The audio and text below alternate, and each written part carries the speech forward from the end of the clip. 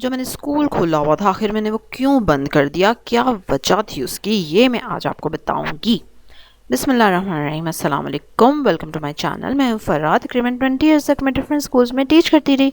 फिर जब education system मुझे इतना सेटिस्फैक्ट्री नहीं लगा तो मैंने छोड़ दिया स्कूल को, अपने बच्चों को भी स्कूल से उठा लिया। मैं उनको घर पे ही पढ़ाती हूँ। उनके लिए जो नई चीज़ें सीखती हूँ अपने चैनल पे शेयर करती हूँ। जो लोग इंटरेस्टेड हो ज़रूर सब्सक्राइब करें मेरे चैनल को और बेल आइकन पे भी ज़रूर क्लिक करें। और आप वीडियो को देख के ज़्यादा बोर ना हो इसलिए मैंने रेसिपी की वीडियो इस बार लगा के ट्राई की है। ज़रा बताइएगा कमेंट में कि कैसा रहा। ये आम का अचार बन रहा है, देख सकते हैं आप साथ साथ कैसे बन रहा है। ठीक है, चलें जी। अब काफ़ी अरसे से मैंने ये बात बतानी थी, वीडियो बनानी थी, लेकिन बन ही नहीं पा रही थी। लेकिन चलो आज फाइनली हम इसको डिस्कस करते हैं। जब मैंने होम स्कूलिंग स्टार्ट की ना तो काफ़ी ज़्यादा एक ये इमोशनल डिसीजन था। ऑब्वियसली इजी डिसीजन नहीं होता इस तरह के माहौल में, स्पेशली पाकिस्तान में, और जिस तरह हमारे घरों में बिल्कुल भी होम स्कूलिंग का तो कोई चक्कर ही नहीं है। और मैं ख़ुद भी इस डिसीजन की तरफ आहिस्ता आहिस्ता आई, और मुझे कह लें कि आप तकरीबन कोई 3 साल तो लगे ही होंगे एटलीस्ट इस माइंडसेट तक पहुंचते हुए कि मैंने अपने बच्चों को अब स्कूल नहीं भेजना। रातों रात लिया हुआ डिसीजन नहीं था ये कि मतलब सुबह उठ के मैंने कहा जी नहीं स्कूल नहीं जाएंगे बच्चे। तो ज़ाहिर है आहिस्ता आहिस्ता मैंने अपने आप को एजुकेट किया, मुझे चीज़ों की समझ आई, मुझे क्लियर हुई ये बात कि ठीक है जी school is not good. School system मेरे बच्चों को कुछ भी बेनिफिट ख़ास नहीं दे रहा। ठीक है, स्पेशली हमारे जैसे पेरेंट्स जिनको अपने बच्चों के लिए कुछ ख़ास चाहिए होता है ना। वरना मैंने देखा है कि कुछ लोग कहते हैं बस ठीक है सही है जो सब कर रहे हैं, बात ख़त्म, हमारे बच्चों ने क्या करना है। लेकिन बस हम जैसे लोग थोड़ा सा डिफरेंट सोचते हैं। अच्छा तो खैर उस वक्त because I was very happy with my decision, अभी भी मैं बहुत खुश हूँ। That was the best decision I have taken in my life, बच्चों को होम स्कूल करने वाला। तो उस वक्त ये है कि मुझे ऐसा लग रहा था कि हर मसले का हल मुझे मिल गया है। ठीक है, आई कैन डू एवरीथिंग।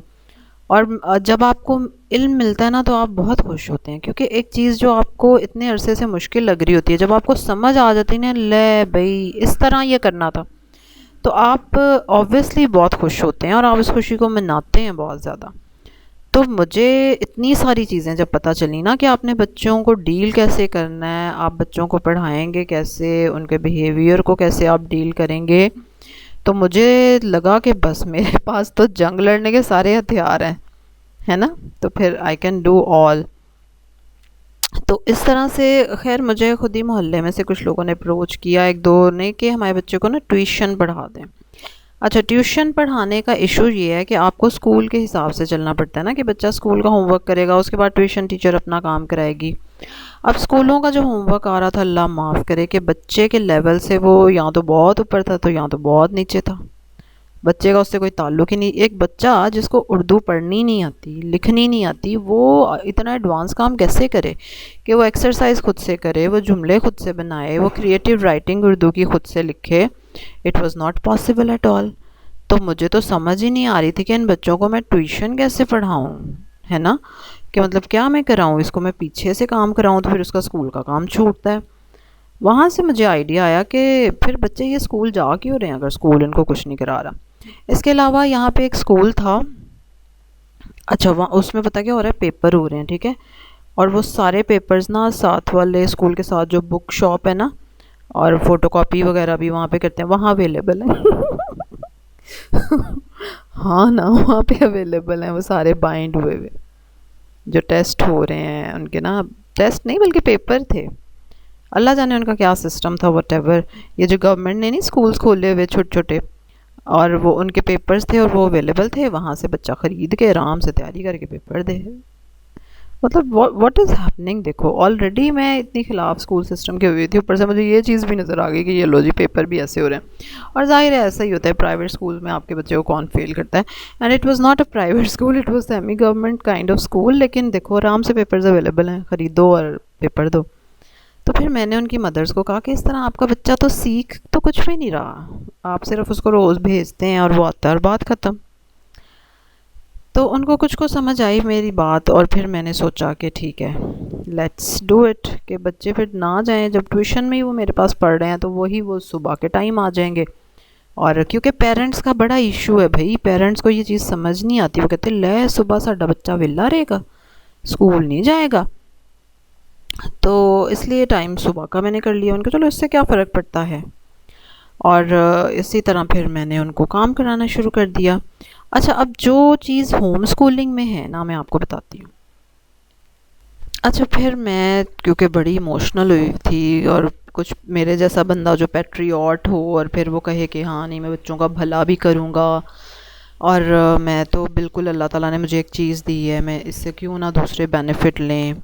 तो मैंने ये सोच के इस चीज़ को चलो एक सीरियस स्टेप दिया कि ठीक है, चलो हम स्कूल ही खोल लेते हैं ना, अच्छा वाला स्कूल जहाँ पे सब अच्छा अच्छा हम काम कराएंगे। लेकिन हालांकि बच्चे बहुत ज़्यादा नहीं थे मेरे पास, ठीक है, कह लो कि कोई 10 बच्चे होंगे, 15 बच्चे होंगे, और जिनमें से मैंने बहुत ज़्यादा छांटी भी कर दी है फिर, क्योंकि पेरेंट्स को नहीं समझ आती। देखो, मैंने एक डिसीजन लिया इतने सालों के बाद, मेरा माइंड मेकअप हुआ, लेकिन पेरेंट्स फिर कहते हैं जी आम स्कूलों वाली चीज़ नहीं हो रही यहाँ। दे डोंट अंडरस्टैंड कि बच्चे को होमवर्क डेली नहीं मिल रहा, क्यों नहीं मिल रहा। उनको बस ये होता है कि क्यों नहीं मिल रहा, आखिर होमवर्क मिलना चाहिए। हालांकि होमवर्क की कोई ज़रूरत नहीं है। अगर आप मेरी वीडियोस देखते रहते हैं तो आपको इस चीज़ का अंदाज़ा होगा कि किस किस्म, आपको इस तरह के ड्रामेबाजी की ज़रूरत नहीं होती कि रोज़ होमवर्क हो रोज़। तो पेरेंट्स को भी इशू था कुछ को, ठीक है। तो जिनको इशू था, फिर मैंने उनके बच्चों को फारिग करा दिया कि ठीक है आप, क्योंकि आप कितना के किसी को कन्विंस कर सकते हैं ना, आप जब देखते हैं कि अगले का माइंड ही मेकअप नहीं हो रहा। और मतलब this is very unfortunate thing कि मैं ना, किताबों में ये बात मैंने पढ़ी हुई थी कि लड़कियों को नहीं पढ़ाया जाता एंड ऑल दैट। मैंने बड़े होते हुए अपने इर्द गिर्द ये चीज़ नहीं देखी, हमारे घरों में तो लड़कियों को पढ़ाया जाता है भाई। But this is very unfortunate thing कि जहाँ मेरी शादी हुई, ये गांव इतना बैकवर्ड है कि यहाँ पे अभी भी ये सोच है कि लड़कियों को नहीं पढ़ाना, ठीक है, लड़कियों के ऊपर पैसे नहीं लगाने। और मैं बच्चों को जो था ऑक्सफोर्ड सिलेबस करा रही थी, जबकि यहाँ गांव में तो आम नॉर्मल अजीब सा सिलेबस चलता है जिसका ना सिर है ना पैर। तो ज़ाहिर है वो बुक्स भी एक्सपेंसिव थी, ठीक है। तो उनको इस चीज़ की समझ ही नहीं आती, ठीक है। लड़कों को भी बस हिसाब का ही पढ़ाना है भाई, इससे ज़्यादा नहीं पढ़ाना। तो आप नहीं, जब कोई कन्विंस हो रहा आपके करने पे, तो आप क्या कर सकते हैं।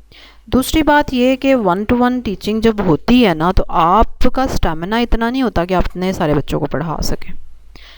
अभी जो मेरी आपने फोनिक्स वाली वीडियो देखी होंगी ना, वो तो ठीक है, चलो बोर्ड पे आपने बच्चे को करा दिया काम, उसके बाद इतने छोटे बच्चे क्या करेंगे। इतने छोटे बच्चे उसके बाद खेलेंगे, ठीक है। छोटे बच्चों का स्टेमिना इतना नहीं होता कि उनको बिठा के रखा जाए। लेकिन आप बच्चों को फिर कहाँ छोड़ेंगे, ठीक है। फिर खैर मैंने एक हेल्पर भी हायर की, और बच्ची थी वो, मतलब कह लो कि सेकेंड ईयर में, तो कि चलो थोड़ी बहुत हेल्प हो जाए। लेकिन ऑब्वियसली वो भी बच्ची थी, उसको भी समझ नहीं आ रही इतना कुछ, वो सीरियस ही नहीं है बच्चों की पढ़ाई। ज़ाहिर है वो क्या, इतनी सी उम्र में खुद बच्ची है तो वो क्या सीरियस होगी, और दूसरा उसको समझ भी नहीं आ रही बच्चों को डील कैसे करना है। और हमारे यहाँ पे घरों में आपको पता है बच्चों को कैसे डील किया जाता है। तो अब आप कितना के किसी को गाइड कर सकते हैं। तो मुझे फिर भी हर वक्त मुझे ही ध्यान रखना पड़ रहा है हर चीज़ का।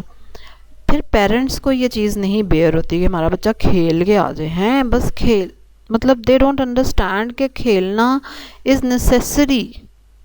3 साल के बच्चे के लिए, 4 साल के बच्चे के लिए खेल ही उसकी पढ़ाई है, खेल से ही वो सीखता है। लेकिन नहीं भाई, उसको खेलने नहीं देना, उसको बांध के आप बिठा के रखें। ओह, इट वाज, मतलब खैर, क्योंकि मैं एक लर्निंग प्रोसेस में थी उस वक्त, ठीक है। और मैं अपनी तरफ से कोशिश कर रही थी बच्चों को बेनिफिट करने की, लेकिन द मेन थिंग इज़ कि इट वाज नॉट इनफ। अगर मैं एक बच्चे को टाइम देती हूँ तो बाकी बच्चों का हर्ज होता है उस टाइम पे, फिर दूसरे को देती हूँ, अब उसमें इतना पेशेंस नहीं है, स्पेशली ना तो बच्चों में, क्योंकि बच्चे इतनी देर बैठ नहीं ना सकते। वो छोटे हैं या बड़े हैं या जिस भी एज के हैं, ऑब्वियसली मैट्रिक से कम एज है तो यही होगा ना। अब हो सकता है आप सोचें कि पेरेंट्स इस तरह कह रहे हैं। पेरेंट्स इस तरह इसलिए कहते हैं क्योंकि कंपैरिजन चलता है ना, अपनी फैमिलीज़ में कंपैरिजन चलता है जी, उसके बच्चे को ये आता है, इसके बच्चे को ये नहीं आता, उसके। अब मैं तो बच्चे को बच्चे के हिसाब से काम करा रही हूँ, हमने कोई दौड़ें तो नहीं लगाई हुई। अगर एक बच्चे को नहीं एक चीज़ आ रही तो हम उससे आगे नहीं जाएंगे, ऑब्वियसली नहीं जाएंगे। लेकिन जी नहीं जी, ਉਹਨਾਂ ਦਾ ਬੱਚਾ ਤੇ ਇੱਧਰ ਜਾਂਦਾ ਉਹਨੂੰ ਇਹ ਵੀ ਆਂਦਾ ਉਹਨੂੰ। बल्कि मैं आपको एक इतनी फ़नी बात बताती हूँ। एक मदर जो थी, दादी थी उनकी, छोटे बच्चे उनके, मतलब माशाल्लाह कह लो 3 इयर्स के होंगे, 3 साल के। And after 1 week she started asking me कि इन्हों नाम लिखना आ गया अपना। मतलब उनको सिर्फ इस चीज़ में इंटरेस्ट था कि बच्चे को नाम, आपको पता है पुराने दौर में यही बड़ी बात समझी जाती थी कि आपको अपना नाम लिखना आता हो, है ना। वो देखो वो अभी तक उस दौर पे चल रही थी कि इन्होंने ना लिखना आ गया अपना। और मैं अभी उनको ना फोनिक्स करा रही हूँ, देखो कि अभी तो उन्होंने अपने नाम के अल्फ़ाबेट्स भी नहीं सारे सीखे, और देखो वो इंग्लिश में नाम लिखना सीखेगा जो कि वो लोग पढ़ भी नहीं सकेंगे पहले।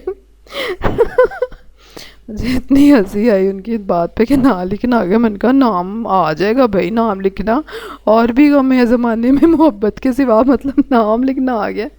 It was very funny for me कि नाम मैं लिखना इनको कैसे सिखाऊँ अब। तो इसलिए ये चीज़ बहुत ही अजीब मुझे लगी कि आप जब मेरे पास अपना बच्चा भेज रहे हैं तो you are not trusting me, कि मतलब आप ट्रस्ट ही करें मेरे पे कि बच्चे, अच्छा ठीक है हमारा बच्चा सही चल रहा है। ओह। दूसरी चीज़ ये कि I was feeling guilty a lot, क्योंकि जब बच्चे का काम मिस होता था तो मुझे बहुत गिल्टी फ़ील होता था, बिकॉज़ आई वॉज़ अलोन। और जो मेरी हेल्पर थी वो उनको भी मुझे ही हेल्प करना पड़ रहा था, और दूसरी कोई टीचर यहाँ गांव में अवेलेबल नहीं इतनी एजुकेटेड, ठीक है। और फिर एजुकेशन तो एक तरफ रही, जिस तरह की हमारी एजुकेशन है वो भी एजुकेशन ही है। आपको उसके बाद इंटरेस्ट होना चाहिए बच्चों की बेटरमेंट में, उसके लिए आपको सीखना पड़ता है क्लास कंट्रोल, बच्चों को कंट्रोल करना, उनको कैसे इफ़ेक्टिवली टीच करना है। तो फिर मैं बच्चों को छोड़ के तो फिर मैं पहले टीचर ट्रेनिंग प्रोग्राम करूँ एक, जिसमें मैं टीचर को ट्रेन करूँ। वो भी मैं तब करूँगी ना जब मुझे टीचर मिलेगी। मतलब गांव में आपको इतनी पढ़ी लिखी कोई लड़की मिलेगी ही नहीं, मिलेगी भी तो उसको ट्रेन करना इज़ वेरी डिफ़िकल्ट। और क्योंकि नहीं समझ आती, जब तक आप खुद एक प्रोसेस से नहीं गुजरते ना, आप अगले की बात को सीरियस नहीं लेते। बाहर से किसी लड़की का गांव में आना इज़ नॉट इजी, क्योंकि हमारे गांव में ट्रांसपोर्ट का भी इशू है। रिक्शे पे यहाँ वो चिंची चलते हैं, उधर बैठे रहो घंटा, जब वो पूरा भरेगा ना फिर वो चलेगा। तो इसलिए बाहर से भी नहीं आ सकते। दूसरा ये कि उनको अगर मैं बहुत अच्छी ट्रेन टीचर हायर करूं तो उसको सैलरी इतनी कैसे मैं दूंगी, जबकि यहाँ पे लोग फ़ीस भी उतनी नहीं दे रहे। तो ये मुझे मेन इशू आया कि आई जस्ट फेल्ट कि क्या हो रहा है ये, व्हाट इज़ हैपनिंग। और मैं खुद से ड्रेन्ड हो गई, क्योंकि मेरा वो हिसाब है ना कि वो क्या तुझे क्या खाक नहीं, उससे उसे क्या खाक सज़ा देंगे ज़माने वाले, जिसको एहसास ने सूली पे चढ़ा रखा हो।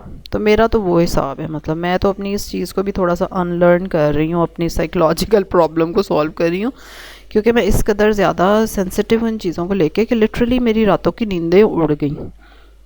And physically I suffered a lot due to this tension ना, कि मैं बच्चों की ज़िम्मेदारी है मेरे ऊपर। मैं उस बर्डन को इतना ज़्यादा फील कर रही थी कि मैं कहीं इनको जो है वो इनका टाइम तो नहीं वेस्ट कर रही, कहीं मैं इनको ख़राब तो नहीं कर रही। मतलब already I am doing all these things, उसके ऊपर से जब मुझे कह दिया जाता था ना कि बच्चे को ये नहीं आ रहा या आप ये नहीं, तो वो बहुत ही मेरे लिए अजीब सी चीज़ हो जाती थी कि मैं बस, मेरे अपने बच्चों का भी बहुत हर्ज हो रहा था, क्योंकि मैं उन बच्चों को ही काम करा के इतना थक जाती थी, ड्रेन आउट हो जाती थी कि मैं अपने बच्चों को टाइम ही नहीं दे पाती थी। उस चीज़ का भी मुझे एहसास हो रहा था।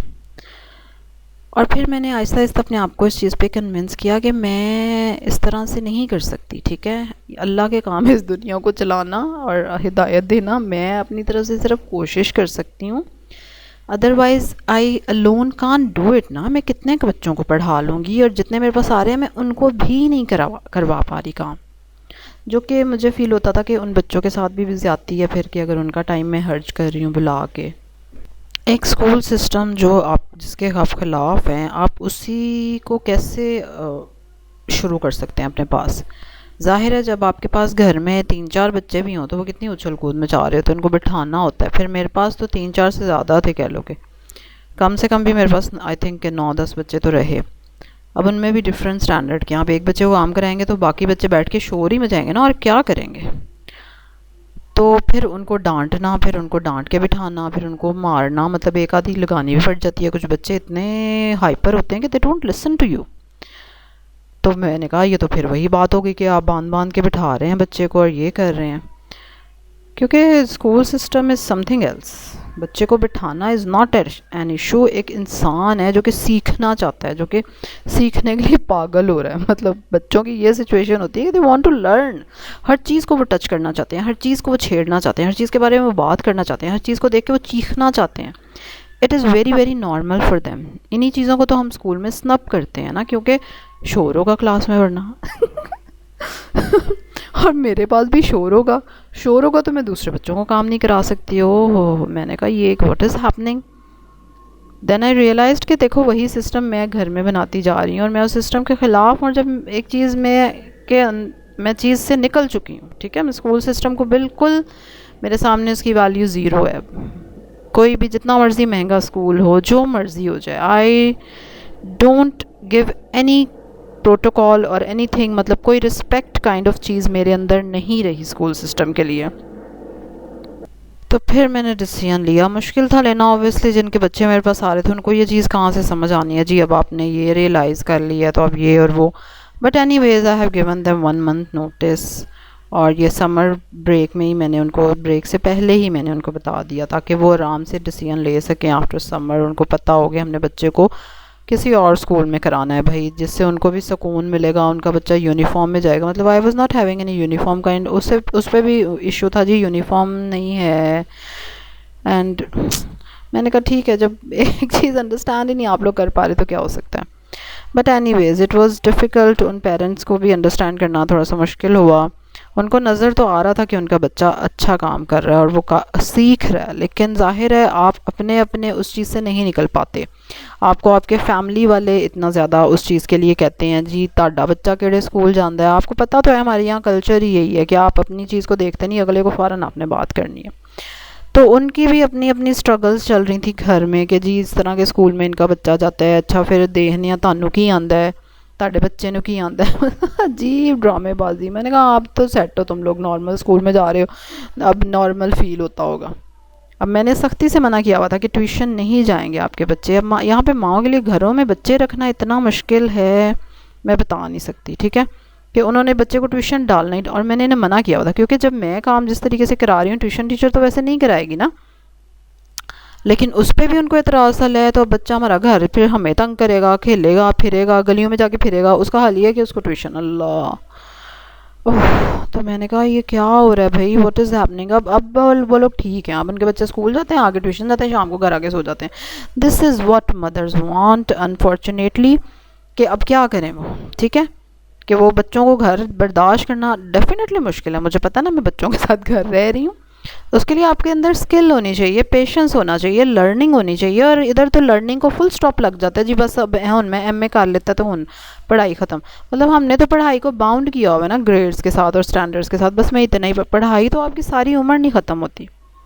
और अगर आपके बच्चे घर रहते हैं तो आप तो बहुत पढ़ते हैं, आपको बहुत पढ़ना पड़ता है। डेली आपके बच्चे के नए इश्यूज़ होते हैं जिनके साथ आपको डील करना पड़ता है, उसके लिए आपको फिर से पढ़ना पड़ता है, सारी पुरानी चीज़ें छोड़नी पड़ती हैं, अनलर्न करनी पड़ती हैं, नई चीज़ सीखनी पड़ती हैं। आपको अपनी कितनी ज़्यादा खामियों के बारे में पता चलता है कि जो आपने सीखी हुई हैं उनको छोड़ना पड़ता है पहले, बच्चे की छुड़वाने से पहले। तो लर्निंग तो एक जर्नी है जो कि सारी उम्र चलना है एंड ऑल दैट, लेकिन यहाँ पे मदर्स तो लर्न करना नहीं चाहती, और कुछ घरों में इतनी फंसी होती हैं। हमने ससुराल में जी यहाँ का सिस्टम है भाई, झाड़ू लगाना इज़ इम्पॉर्टेंट, लेकिन बच्चे को टीच करना, उसको कोई तरीका सिखाना, उसको तमीज़ सिखाना इज़ नॉट इम्पॉर्टेंट। और प्लीज़ अगर कोई फादर्स ये बात सुन रहे हैं तो वो इस चीज़ को सीरियसली लें कि मतलब उनको भी अपनी बीवी काम करती नज़र आए ना, तो दैट इज़ उनके लिए ज़्यादा इम्पॉर्टेंट, ठीक है। वरना घर में तमाशा चलेगा जी, तुम्हारी बीवी ने कुछ नहीं किया, उसने नहीं कुछ किया। अजीब यहाँ का घटिया जो कंबाइंड फैमिली सिस्टम है ना, वेरी चीप, कि उसमें सबसे ज़्यादा निगलेक्ट बच्चे होते हैं। मतलब क्या सोच के आप बच्चों को इस दुनिया में ले आए जब आपके पास टाइम ही नहीं है। मतलब आप जब बिज़ी हैं दूसरों को राज़ी करने में, अपने बच्चे को नहीं देखना आपने। यही कुछ तो आप लोगों के साथ हुआ होगा, इसीलिए तो आप लोगों को नहीं समझ आती इतने बड़े हो गए कि हमने करना क्या हमने करना क्या, क्योंकि हमें भी इसी तरह पाला गया, निगलेक्ट करके। हमसे ज़्यादा घर के काम को इम्पोर्टेंस दी गई कि घर का काम ज़्यादा इम्पोर्टेंट है माँ के लिए। हालांकि माँ के लिए सबसे इम्पोर्टेंट है अपने बच्चे को टाइम देना, पर ना, माँ को इतना बिज़ी रखा जाता है दूसरी चीज़ों में कि उसके पास टाइम ही नहीं बचता अपने बच्चे को देने के। इतनी थक जाती है, खप जाती है, फिर जाहिर है वो कहती है सही है बच्चे सारा दिन घर से बाहर रहें, और उससे उसको ये भी तसल्ली होती है चलो मेरा बच्चा कुछ सीख रहा है। हालांकि वो सीख कुछ नहीं रहा, वो स्कूल ट्यूशन जाके कुछ नहीं सीख रहा। इस चीज़ को भी अपने दिमाग में क्लियर कर लो, he is not learning anything. कुछ नहीं सीख रहा हो, लेकिन अब क्या कर सकते हैं, खैर ठीक है।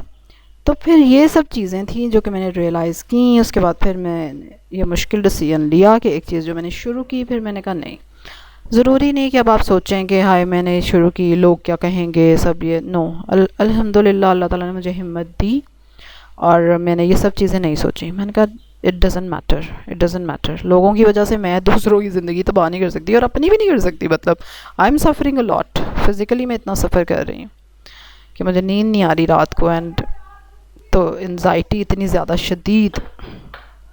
तो मैं ये डिसीजन लेने में कामयाब हुई और लोगों की बातों की मुझे कोई परवाह नहीं, करते हैं तो करें, मतलब दे डोंट रियलाइज़ एनीथिंग।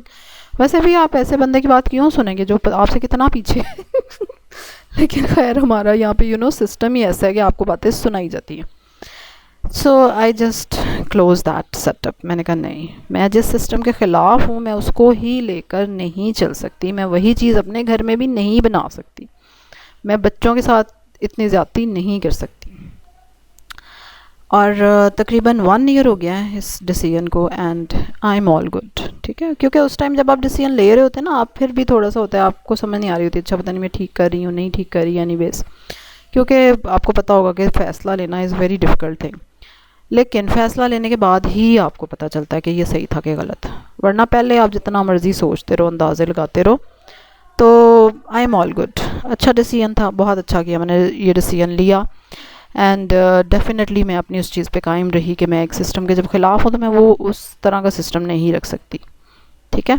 तो बस सही, अब अपने बच्चों को टीच करती हूँ, ऑनलाइन थोड़ा बहुत टीच कर लेती हूँ, and that's it, and I think that is more than enough.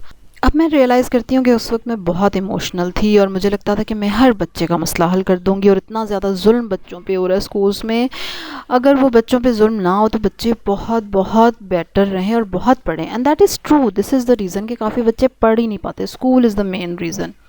जितने भी बच्चे नहीं पढ़ पाते, स्कूल उसकी वजह है, ट्यूशन इसकी वजह है, माँ बाप उसकी वजह है, उसमें बच्चे का कोई कसूर नहीं है। और मैं इतनी ज़्यादा इस चीज़ को लेके ना इमोशनल थी, लेकिन ज़ाहिर है वक्त के साथ अब जब मेरे पे गुजरी तो मैं थोड़ी सी हार्डन हो गई हूँ। नाउ आई थिंक कि नहीं, हर किसी को आई कांट सेव, ठीक है। कुछ लोगों को डूबने का शौक़ होता है तो उनको मैं नहीं बचा सकती, मैं कुछ भी कर लूँ वो मुझे भी डुबो देंगे वरना।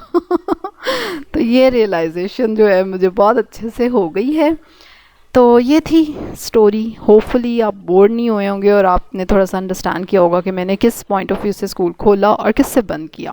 ज़रूर कमेंट में शेयर कीजिएगा कि कैसी लगी आपको ये स्टोरी, कैसा लगा मेरा डिसीजन, और ठीक था ये डिसीजन या नहीं था, मुझे कंटिन्यू ही करना चाहिए था। क्योंकि कुछ 1-2 पेरेंट्स थे जो अपने बच्चों को नहीं उठाना चाह रहे थे, मतलब they want me to teach their child.